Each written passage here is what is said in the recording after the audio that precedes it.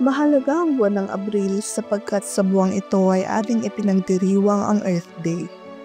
Binibigyan tayo ng Panginoon ng pagkakataong pag-isipan ng malalim ang kagandahan ng ating planetang itinuturing nating tahanan at tukuyin ang bahaging ating dapat gampanan sa pangangalaga nito.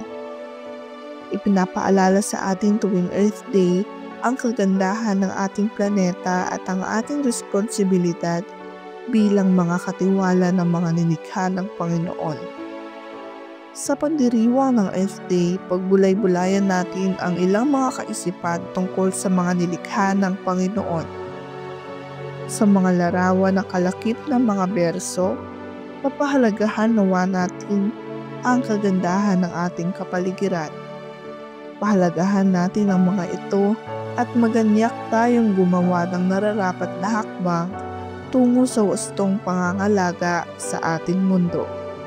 Mula sa aklat ng Henesis, ito po ang mga nasusulat. Sinabi ng Diyos, magkaroon ng liwanag, at nagkaroon nga.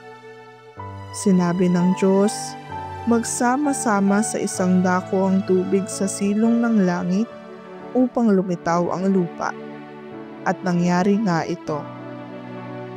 Sa Henesis Kabanata 1, Talata 11, pagkatapos sinabi ng Diyos, magkaroon sa lupa ng lahat ng uri ng tumutubong halamang nagkakabinghi at mga punong namumunga.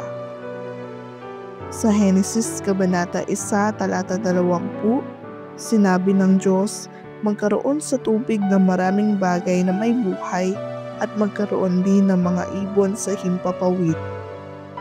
At sa Henesis Kabanata 1, Talata 24, sinabi ng Diyos, magkaroon ng lahat ng uri ng hayop sa lupa, maaamo, maiilap, malalaki at maliliit, at gayon nga ang nangyari.